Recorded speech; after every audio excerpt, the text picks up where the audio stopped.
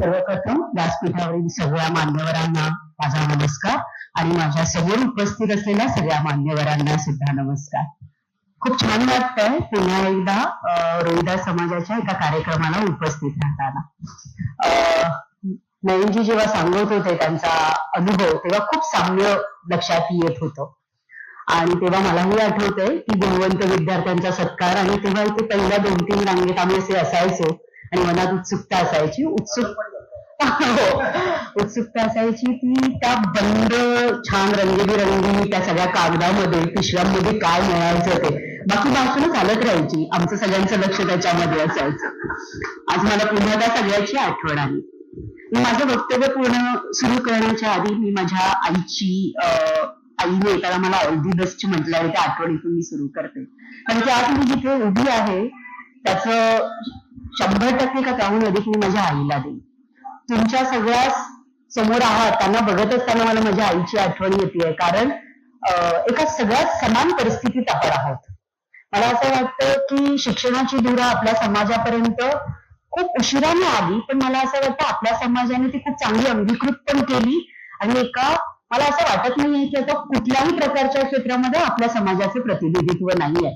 आणि त्याच्यामुळे जेव्हा मला योग्यता म्हणाली ना की स्मिता तुझा संघर्ष असेल तू काय त्याच्यासाठी प्रयत्न संघर्ष गाथा सांगा. खरं सांगू का जेव्हा बाबासाहेब आंबेडकरांचा संघर्ष मी पाहते, अण्णाभाऊ साठेंचा संघर्ष मी ऐकते, ज्योतिबा फुले आणि सावित्रीबाईंचा जो संघर्ष त्याच्यात माझा काही संघर्ष मला वाटत नाहीये. मला उलट असं वाटतं त्यांनी आमच्यासाठी खूप चांगली जमीन तयार करून ठेवली आहे. सगळ्यात महत्वाचं त्यांनी आमच्यासाठी संधी तयार करून ठेवली आहे. गरज आहे ती संधी घेण्याची आणि ते स्मरण ठेवण्याची. दुर्दैवाने मला तुम्हाला सांगायला आवडेल की शाळेपासून आम्ही हे कार्यक्रम ऐकतो आहोत, आम्ही येतो आहोत, पण आम्हाला संत रोहिदासांबद्दल कोणी सांगितलं नाहीये. मी जे विचारणार आपल्याला किती माहिती आहे. खूप उशिरा की नाही ज्या समाजासाठी समाज सुधारक खरं क्रांतिकारी विचारांचे म्हणून संत रविदास, रोहितदास उत्तर प्रदेश, मध्य प्रदेश, पंजाब, राजस्थान, महाराष्ट्र, छत्तीसगड अशा सगळ्या ठिकाणी ज्यांची वाणी बोलली जाते तिथे आज आपण या पंचायतीचे सदस्य आहोत, प्रतिनिधी आहोत, पण आपल्याला किती माहिती आहे. खरं तर आपल्या समाजासाठी किंवा भारतीयामधल्या वेगवेगळ्या समाजासाठी काम करणाऱ्या सुधारकांची आपल्याला किती माहिती आहे. आणि मला शाळेपासून हे जाणवलं कारण की शाळेत असताना मी हे विचारलं, लायब्ररीमध्ये असताना पुस्तक विचारलं, त्यांच्यावरचं पुस्तक नव्हतं पण माहिती माझे वडील काही तोडकं देऊ शकले होते.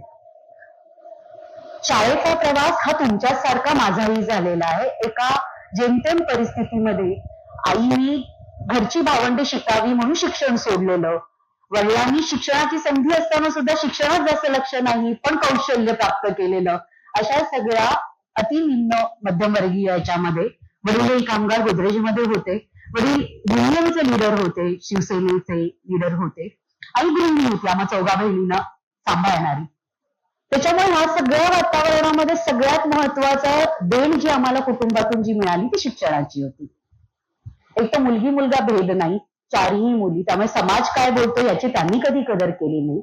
सगळ्यात महत्वाचं मला जाणवलं ते कारण की संघर्ष जाती न्याय असेल किंवा समाजाचा असेल, वेगळा संघर्ष असेल, जेव्हा मी सामाजिक क्षेत्रात आले, जेव्हा जाणती झाले तेव्हा तो कळला मला. हे माझ्या कुटुंबात किंवा माझ्या भोवतालात कळला नाही कारण हे विशेष करून मला सांगावं असं वाटतं कारण की मी या समाजात जन्माला आले म्हणून तो न्यूनगंडाने आई वडिलांनी कधी मला सांभाळलं नाही किंवा आम्हाला मोठं केलं नाही. या उलट आपल्यामधली एक समत्वाची भावना घेऊनच आम्हाला त्यांनी या सगळ्या संधी तुमच्यासाठी आहे, प्रयत्न करत राहा हा आशीर्वाद आणि पाठिंबा हा ते सदैव देत राहिले. त्यामुळे पहिल्यांदा आपल्या समाजाची जेव्हा मेरिटमध्ये असताना मला रिझर्वेशनच्या पॉलिसीमधून ऍडमिशन घ्यायला लागतं तेव्हा मला कळलं असं काहीतरी रिझर्वेशन असतं, मग ओपन काहीतरी कॅटेगरी असते आणि मग मला कळलं की हे काय नेमकं आहे समाजामध्ये की ज्याला रिझर्व्ह म्हटलं जातं, ज्याला ओपन म्हटलं जातं आणि आपण रिझर्व्ह मधून का घ्यायचं की जेव्हा आपली गुणवत्ता ही ओपन मधल्या कॅटेगरीतल्या मुलांसारखी आहे. तर पण हळूहळू याचे पदर उलगडत गेले. पुढचं शिक्षण जेव्हा मी घेत गेले त्याच्यातलं दुसरं माझं आय ओपनिंग होतं ज्या वेळेला चौदार तळाच्या मला आठवतं त्यावेळेला 25 वर्ष पूर्ण झाली म्हणून महाडमध्ये त्यांनी स्पर्धा ठेवल्या होत्या आणि त्या स्पर्धांमध्ये मी जेव्हा भाग घेतला त्यावेळेला वेगवेगळ्या महाराष्ट्राच्या कानाकोपऱ्यातून आलेल्या विद्यार्थी एका विशिष्ट समूहामध्ये जन्माला आले म्हणून त्यांनी जे काही सहन केलं ते त्यांच्या कहाण्या, त्यांच्या भाषणातून सांगत असताना तेव्हा कळलं की आपण कुठल्या समाजात राहतो. आणि हळूहळू माझ्या करिअरला तिथे शेपअप व्हायला लागली. म्हणजे हे नक्की होतं, कारण की आई वडिलांचं बारकोळू होतंच, कारण की आईने म्हटलं होतं की जितकं शिकता येईल तितकं स्मिता शिकायला पाहिजे. वडिलांचं म्हणणं होतं, वडिलांनी ट्रेड युनियन सारखं काम करत होते, त्यामुळे चळवळीचा ते भाग असल्यामुळे कार्यकर्ते होते, त्याच्यामुळे तो कार्यकर्ता पण होता. अखिल भारतीय विद्यार्थी परिषदेच्या संपर्कात आले, त्याची कार्यकर्ती बनले. आणि हे सगळं करत असताना असं वाटलं की ज्या समाजामध्ये आपण आहोत, म्हणजे डाळिंब पाहिलं असं तर लक्षात आलं की डाळिंब दिसताना दाणे सगळे एकत्र वाटतात आपल्याला ना, चिकटलेले. पण हळूच पाहिलं तर डाळिंब असे गुच्छ गुच्छ निघतात, कारण की आत पांढरा पडदा असतो त्या 7-8 दाण्यांच्या मध्ये, बरोबर ना. आणि मला असं लक्षात आलं आपला समाज पण असाच आहे.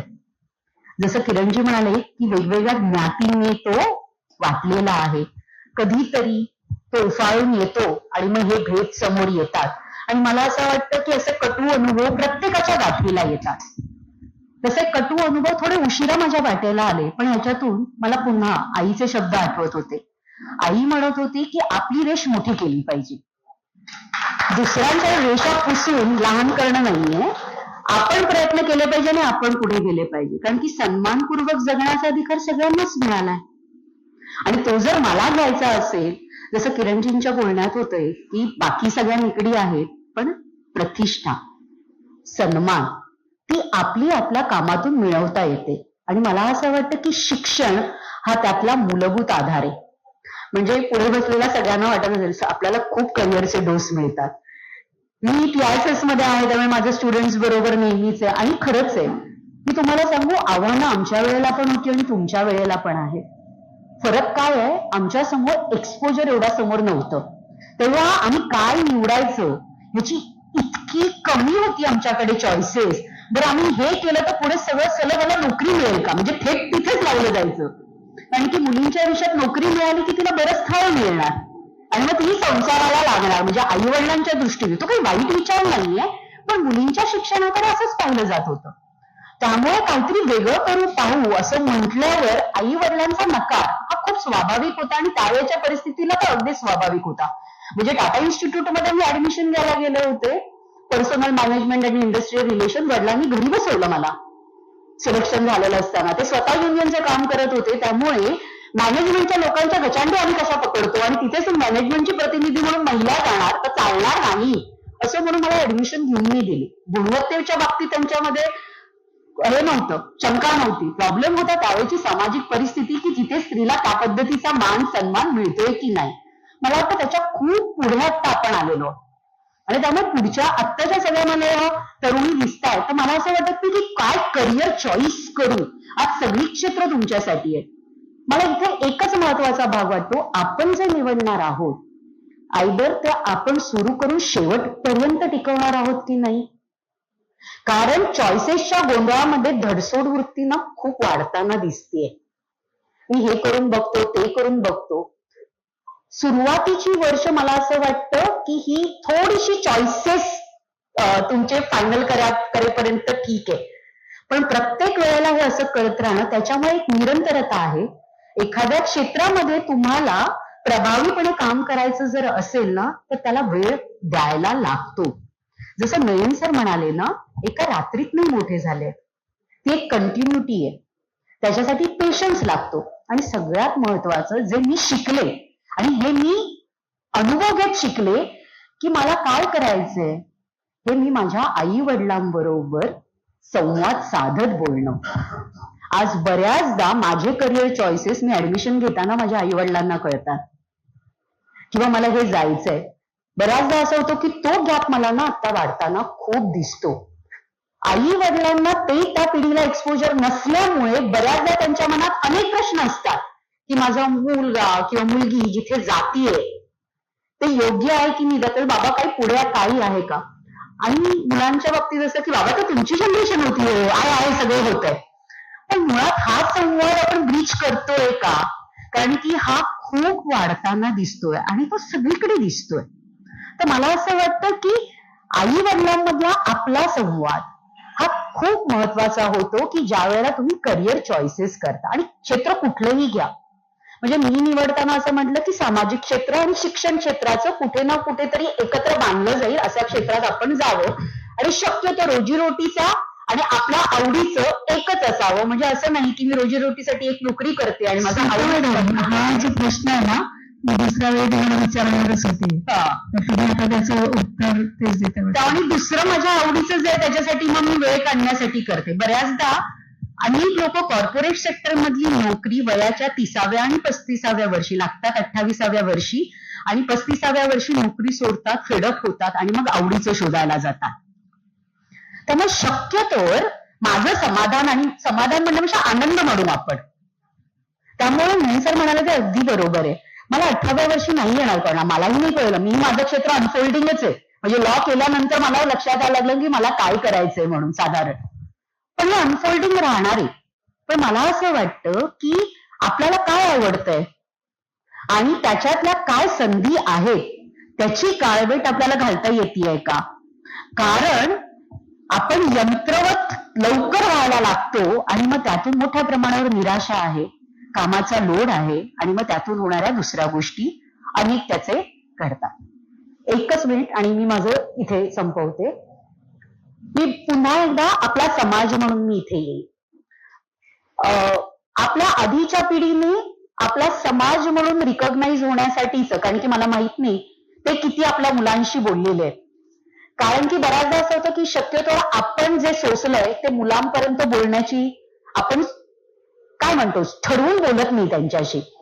मुलं अनुभवाने शिकतील, कारण ज्या सगळ्या परिस्थितीतून येऊन त्यांनी शहरांमध्ये, प्रामुख्याने मी शहरांमध्ये येऊन जे स्वतःला त्यांनी उभं केलं असं म्हणताय, मला असं वाटतं कधीतरी हे आपण जे केलेलं आहे आणि जे कष्ट करून जे मिळवलेलं आहे ना, कधीतरी मुलांबरोबर नक्की शेअर करा आणि बोला. म्हणजे आयांना आणि बाबांना दोघांनाही सांगेल. बऱ्याचदा कधी कधी असं होतं की ना, आपण म्हणतो की माझ्या मुलांच्या वाट्याला हे नको, चांगलंच दिलं पाहिजे, पण हे मिळवताना काय झालेलं आहे हेही मुलांपर्यंत गेलं पाहिजे. कारण की ते न गेल्यामुळे आज आपल्याला माहितीये काय होतंय ते. त्याच्यामुळे मला वाटतं की हे सगळ्यात महत्वाचं आहे. मग तो समाज म्हणून असेल किंवा अन्य काही म्हणून असेल, पण आपला जीवन प्रवाह हा आपल्या मुलांबरोबर शेअर नक्की केला पाहिजे असं मला वाटतं. धन्यवाद.